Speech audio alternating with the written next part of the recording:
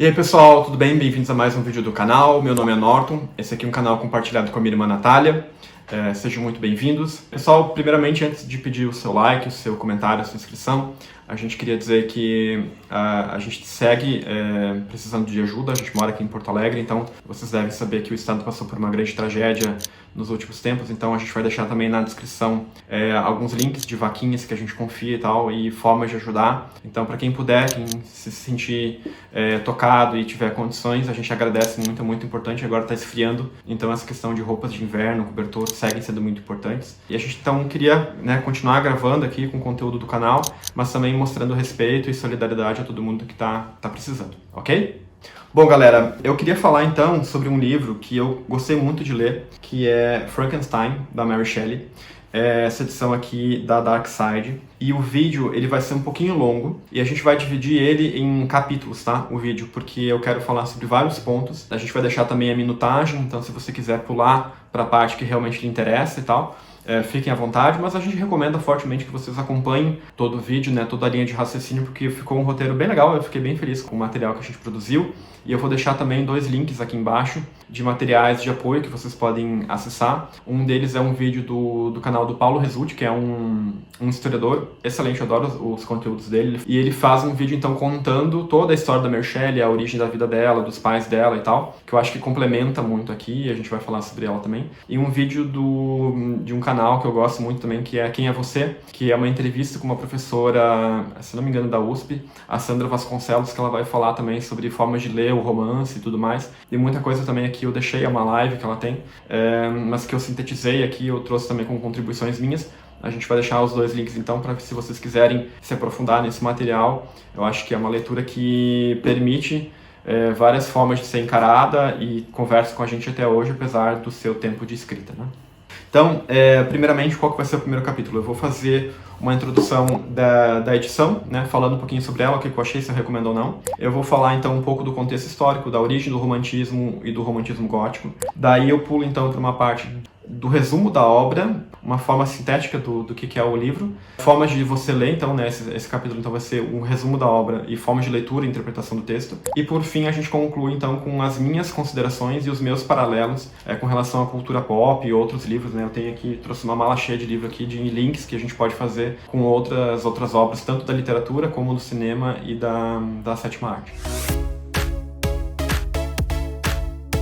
Tá, pessoal, deixa eu então feito, Então vamos para essa primeira parte de que é então a minha opinião sobre essa edição, tá? Que é muito bonita, da Dark Side. Ela é traduzida pela Márcia Xavier de Brito, e os contos, tem uns contos no final, são tradução do Carlos Primati. É uma edição muito bonita, tá? Ela é, aqui, não sei se vocês vão ver, ela é meio que plastificada, brilhosa, ela tem uma questão de diferença de textura. Ela tem fitilho, que ajuda bastante. Ela vai ter essa questão do vermelho e do preto em vários momentos ali do texto, Ela vai trazer essa questão da coloração. O respiro das margens é bom, o papel é bom. Ela vai trazer essas coisas assim, essas coisas de fotografia, de plasticidade, assim, que são bacanas de ter, Ela vai trazer uma introdução da Dark Side, o prefácio da edição de 1818, uma introdução à edição de 1831, e no final ela vai trazer também é uma espécie de explicação que é do Percy Shelley, o marido da Mary Shelley, sobre o Frankenstein, e um conjunto de 4 contos da Mary sobre a mortalidade, e temas correlatos à obra do Frankenstein. Então é uma edição bem completa. A minha crítica a ela é o seguinte: eu acho que a fonte é bem pequena, tá?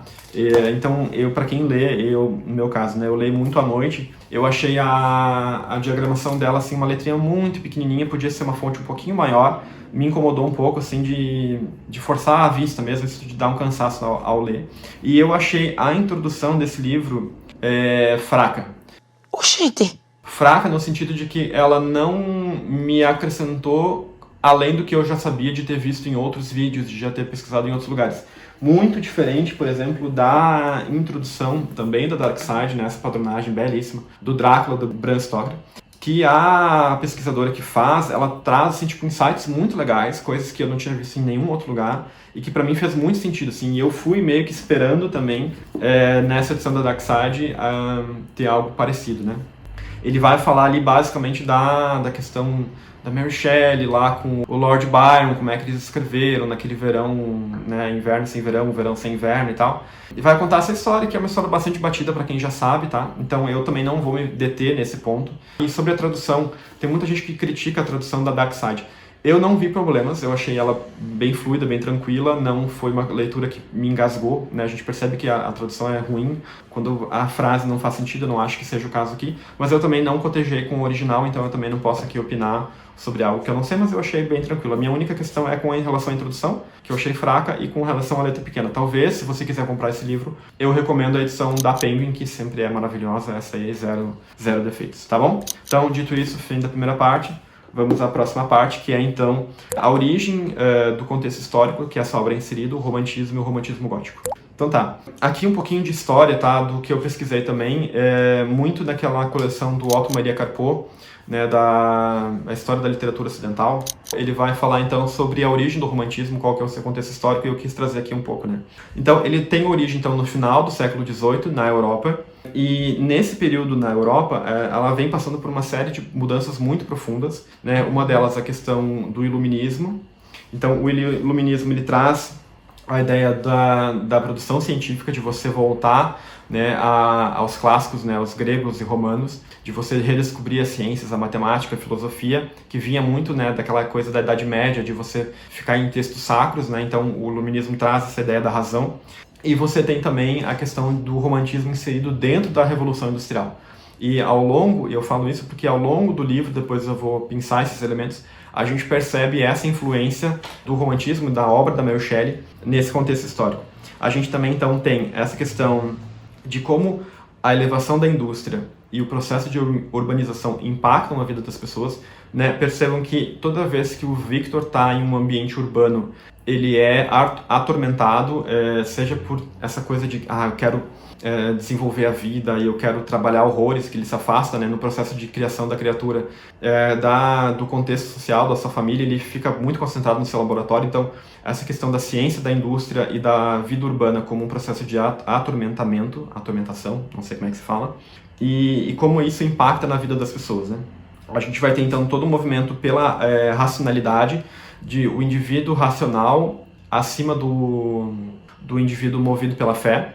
E então, nesse processo de revolução industrial e urbanização e tudo mais, o romantismo surge como algo fazendo um contraponto a essa questão do momento histórico que os autores estavam se desenvolvendo. Ele surge então com o Goethe e o Schiller na Alemanha, naquele movimento, vamos lá, Sturm und Drang.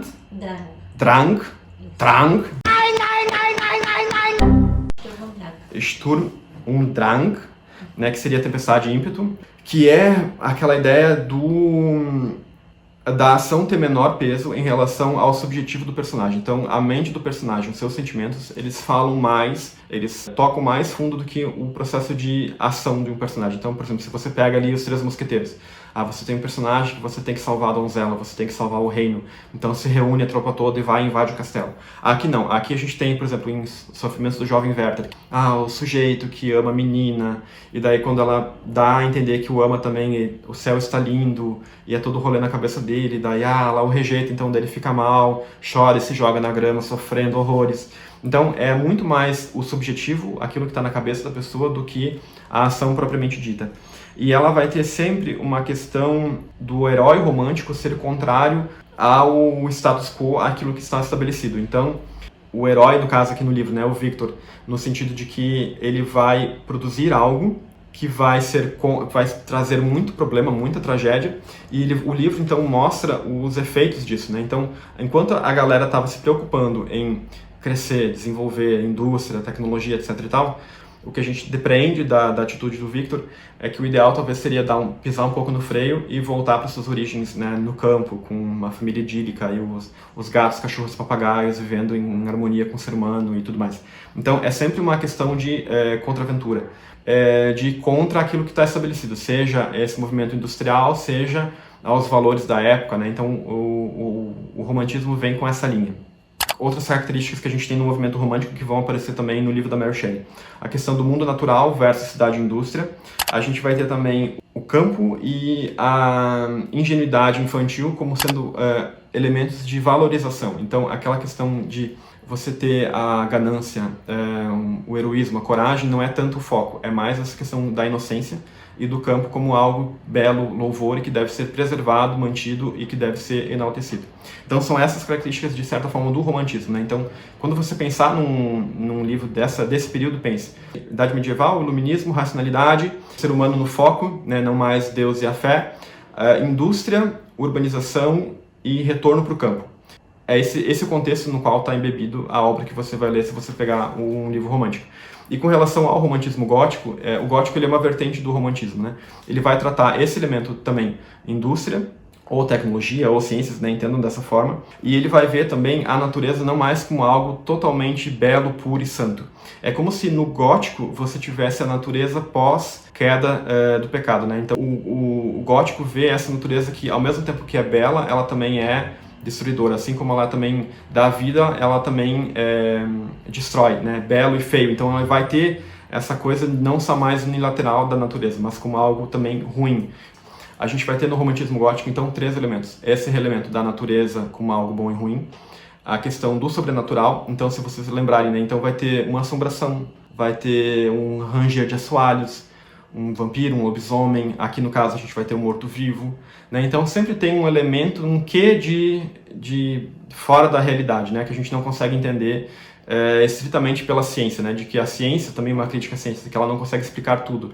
Então você vai ter um elemento de sobrenatural e a morte. Então a gente tem um triângulo, natureza como algo ambíguo, sobrenatural, que a gente não consegue explicar tudo pela ciência, e a morte, ou seja, a indústria e esse movimento industrial também não geram só progresso, mas ela também causa destruição e morte. Então, você junta nesse pacote todo esse movimento. Então, por isso que também o romantismo ele é um movimento de não é contra a cultura, mas assim de romper com a ordem estabelecida, de ser contra a ordem estabelecida. E um ponto que daí eu queria trazer aqui, que eu acho que é uma agregação importante da Mary Shelley para o romantismo gótico, que é você juntar nesse tripé natureza, sobrenatural e morte a questão do discurso filosófico, de você inserir elementos filosóficos na obra. Então, ao longo de todo o romance, você vai ter a criatura questionando quem sou eu, por que eu fui criado, quem é meu criador, por que eu fui rejeitado, qual que é o papel que ele tem em relação a isso tudo. E você eleva a discussão para um outro patamar que eu acho que vai muito além do que já vinha sendo falado. Ele vai além dessas questões porque ele traz essa carga filosófica muito intensa, tá?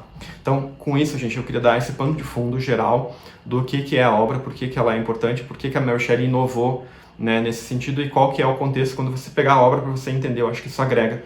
Então, um resumo simples da obra, porque eu acho que todo mundo já tem uma ideia do que ela se trata, e as formas de leitura que você pode fazer a partir dela, tá? Então, a Mary Shelley, ela escreve esse livro ali 1818, 1819, ela também tinha mais ou menos essa faixa etária, ela escreve esse livro super novinha, e daí é interessante, né, do contexto histórico que ela vive.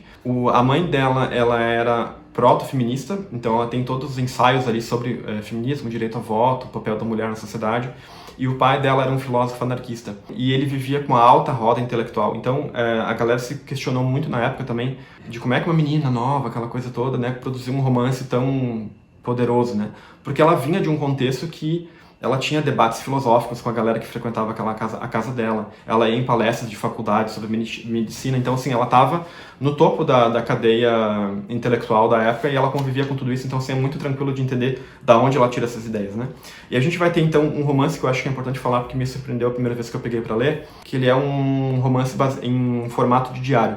A gente começa o livro com o Walton escrevendo cartas para sua irmã. Ele está numa navegação junto com a sua tripulação, indo até o extremo do Ártico, porque ele quer chegar lá no Polo Norte, magnético, enfim, quer chegar no topo do mundo. E daí nessa, quando o rio, o mar já está congelando e tal, eles encontram o Victor e a criatura, né? Esse processo de perseguição. Primeiro eles passam uma criatura, eles acham estranho aquilo lá, mas daí depois eles encontram o Victor, né? Que na verdade o Victor Frankenstein não é o monstro, a criatura, né? É um médico que cria. A criatura não tem nem nome, ela sempre é chamada de monstro, criatura, etc. Besta. E daí eles resgatam esse médico, colocam ele pro navio, e o Walton, ele tá escrevendo cartas para a irmã contando esse processo de resgate desse médico. E ele tá num processo meio catatônico, assim, já meio mal da cabeça.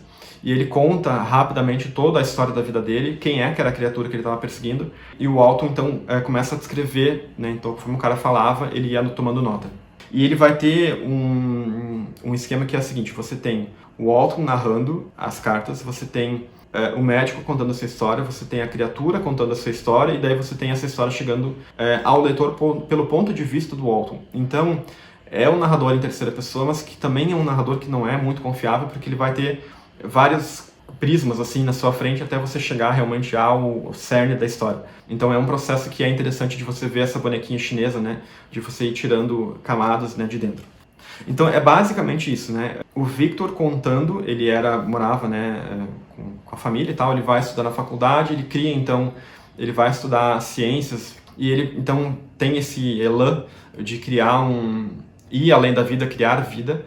Ele cria a criatura, ele a rejeita e ele depois é punido por ela, por essa rejeição, até o fim da vida, né? Isso vai ser essa dinâmica dos dois, mestre e criatura, até o fim da vida, um perseguindo o outro e um tentando se livrar do outro. E essa é um resumo assim, simples da história, porque eu acho que vocês já conhecem, mas aí eu queria trazer aqui formas de leitura que a gente pode fazer dessa obra, que eu acho que é interessante. A primeira delas, a Mary Shelley, ela escreve em 18, 19, e ela em 31 ela faz uma edição, não é ampliada, mas assim, que ela vai lapidar alguns pontos e ela insere na obra alguns elementos de moral e ética.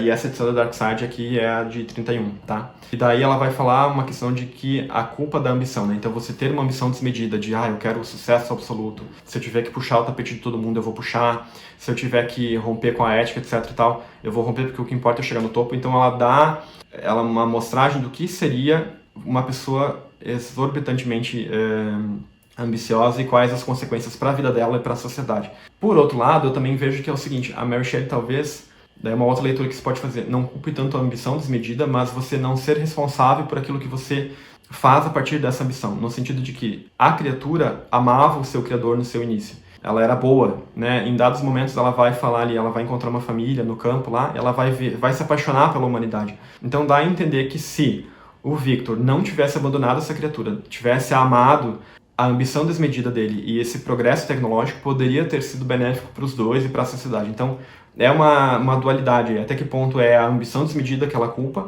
ou é você não ser responsável por aquilo, né, o resultado da sua ambição.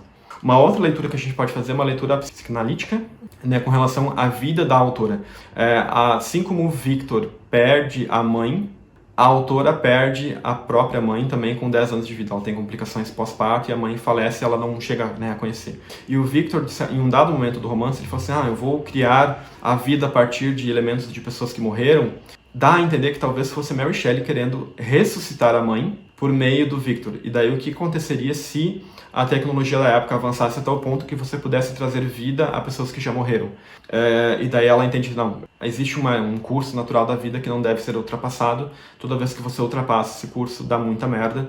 Então é talvez uma leitura, né, nesse sentido. A Mary Shelley também vai ter 5 filhos, 4 morrem muito cedo, o 5º também morre antes dela morrer. Então ela vai passar pela morte, o marido também morre antes dela. A morte é muito presente na vida dela, então talvez seja a autora tentando suprimir ou lidar com os demônios internos da cabeça dela a partir da leitura. Então é uma leitura que você pode fazer desse romance, né, com base entendendo a vida dela. E uma outra luz que você pode fazer, né, uma ótica desse romance, que é uma leitura feminista. Reparem que o Walton escreve para a irmã que tem as mesmas iniciais da Mary Shelley. As mulheres não têm voz, né? Essa irmã não responde nunca as cartas dele.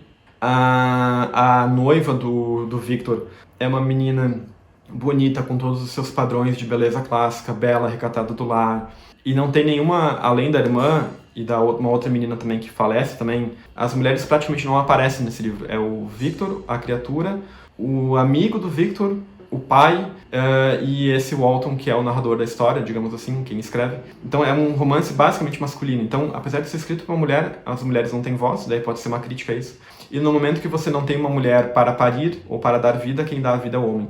E ao fazer isso, dá muita merda. Então dá a entender do papel da mulher na sociedade e tudo mais. É uma leitura que eu acho que dá para fazer. Até porque a mãe dela, por ser também proto-feminista, né, iniciar e vários ensaios sobre isso, ela também tinha contato com esse pensamento da mãe, que ela também pode trazer também para o romance. Né? Com base nisso, também a gente tem aqui uma vingança, né? Um romance que critica a vingança. A criatura, então, se vinga pelo que ela recebeu ou pelo que ela não recebeu. Então, ela recebeu ódio, aversão, repulsa, solidão, né? E ela não recebe amor, carinho e afeto. Não que uma coisa justifique a outra, mas você entende da onde que surge todo esse ódio. Eu acho que o romance, nesse sentido, é muito bem escrito para você entender o que está na cabeça da criatura, e daí aquela coisa do romantismo, né, do psicológico.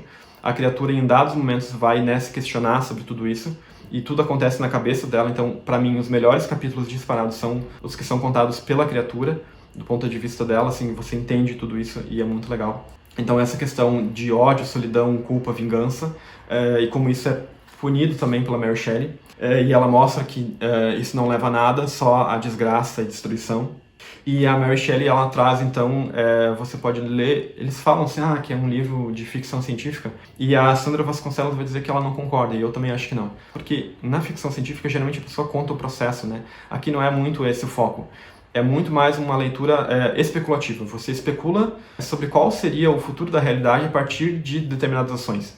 Então, o que aconteceria se a gente pudesse dar vida a um corpo inanimado? O que aconteceria se a gente pudesse ir além daquilo que seria o ético, a moral e tal? E ela traz essas questões, ela faz essas indagações, e por isso ela especula sobre o que seria esse mundo se a gente tivesse uma ambição desmedida por todo mundo. Então eu acho que são essas leituras que a gente pode fazer.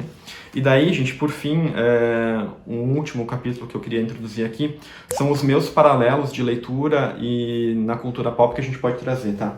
O primeiro deles que eu queria falar é sobre esse livro aqui que eu gostei muito, do Michael Crichton, O Parque dos Dinossauros, tá? E que foi o livro que deu base depois ao filme do Spielberg e tal. É um livro muito legal. Eu acho que o filme, nesse, talvez seja melhor, mas assim, ele vai trazer aqui toda uma discussão. A gente também vai ter aqui um cara que tem uma ambição desmedida, ele vai contratar um grupo de geneticistas para dar vida a criaturas extintas, né, os dinossauros, e trazer num foco capitalista. Então eu queria botar essa galera tudo numa jaula, vou fazer um grande parque, um grande teatro, um circo, e eu vou enriquecer horrores com as pessoas pagando ingresso para ver essas criaturas. Né? Então é como se você tivesse o Frankenstein numa jaula, numa gaiola, então um circo de horrores e criaturas, né, bizonhas, e você lucrar com isso. Né? No livro, diferente do filme, o médico é morto por uma das criaturas. Né? Ele é morto por um dinossauro também, então fazendo uma crítica a tudo isso. E você também tem essa questão de que ao criar criaturas, elas também se rebelam contra o seu criador, e é o caos geral. O outro livro que eu queria trazer, que inclusive está na epígrafe da edição do livro da Mary Shelley, é O Paraíso Perdido, do John Milton, que é um poema épico sobre a queda de Satã. Então, né, toda aquela história que aparece em Isaías e Ezequiel, de que um anjo de luz, né, o mais bonito de todos, se rebela contra o Criador, é expulso do céu, cai no inferno, e o processo de tentação de Adão e Eva a partir da fruta e tal, da serpente. E daí tem um ponto aqui, né, que na epígrafe, que é a frase que ela fala assim, né, Adão questionando Deus, né, Deus, né, eu pedi para nascer, né, eu pedi que você desse vida, sopro de vida a partir do barro e me criaste, né? Então, que é toda a discussão da criatura com o Victor, né? Em um dado momento eles vão se encontrar e a criatura, tipo, por que você me criou? Eu não pedi pra nascer, por que você fez isso e depois me abandonou? Pior ainda. E daí ele vai trazer todo esse dilema, né, que traz, que é um livro que eu quero ler.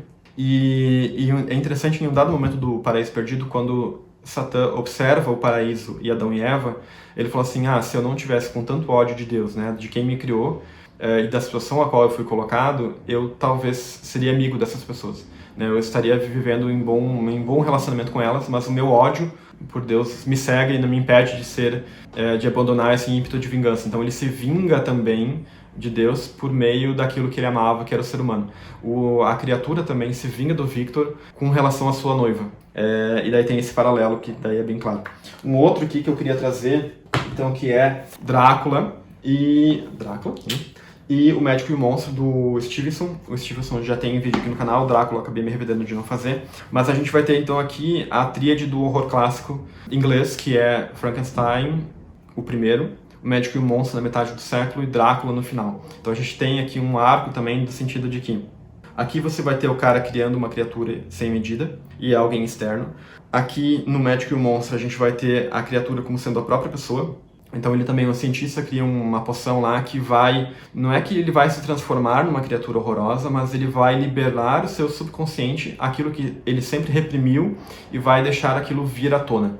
Então, na verdade, a criatura, o monstro, é ela mesma, sendo totalmente livre para fazer aquilo que a sociedade a reprime. E o Drácula, ele é publicado no fim do século. Né? Então veja, no sentido de que a Inglaterra, como país imperialista, vai até os confins do mundo, destrói, mata e pega todo o dinheiro, e você tem então, já no final do século, essas colônias se rebelando contra as metrópoles, num processo de independência.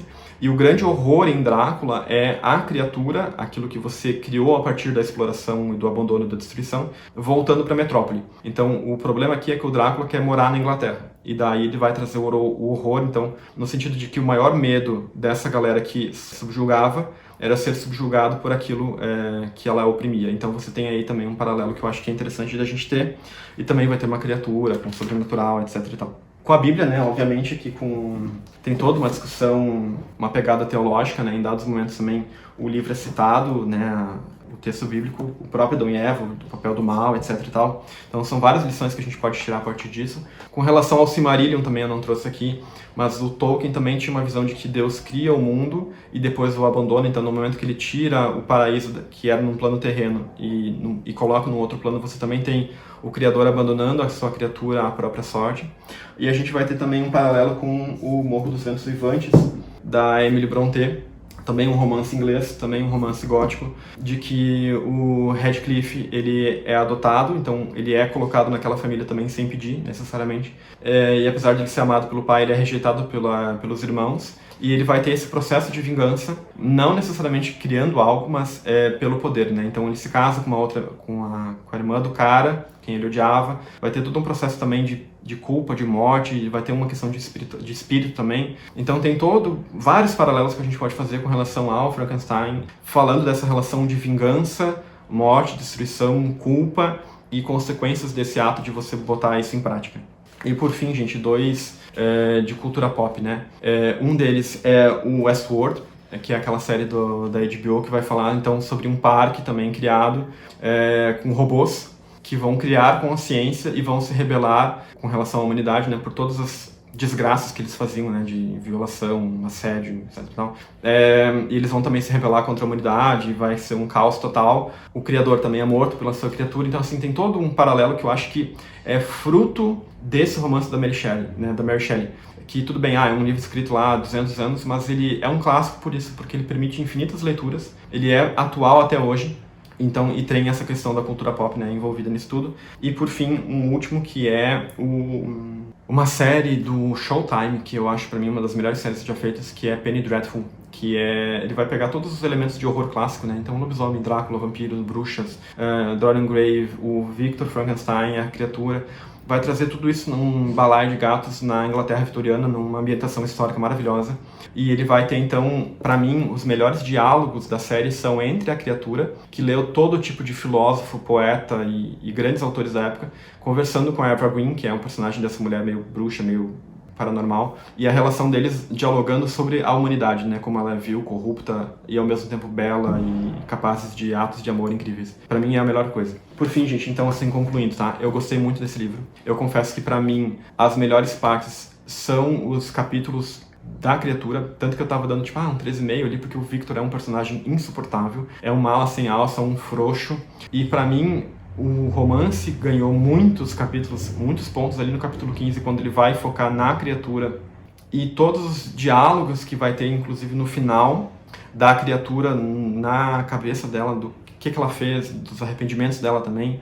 E então essa parte moral da criatura eu acho que é muito legal. Eu não dou 5 estrelas para esse livro, porque eu acho que tem um erro, né, entre muitas aspas, minha opinião aqui também, de concepção da Mary Shelley, que é ter dado foco narrativo ao Victor. Eu teria, óbvio, né? Mas assim, seria talvez muito mais interessante ela ter dado foco à criatura, ao processo dela e ter ela como foco narrativo. Eu acho que o romance ganharia muitos mais pontos. Pra mim não é o melhor dos 3 livros, né, que eu apresentei de horror clássico por isso, porque o foco aqui não tá no Victor, e eu acho que daí perde força toda vez que são os dilemas morais dele, porque daí eu não concordo, e a forma como ele pensa e lida e faz todo o rolê, e seria mais interessante se fosse na criatura. Mas é um romance que vale a pena, sem sombra de dúvida, ser lido. E de novo, gente, eu peço o seu comentário, me deixem aqui se vocês já leram esse livro, o que vocês acharam, se vocês concordam comigo ou não, e a gente se vê no próximo vídeo. Muito obrigado.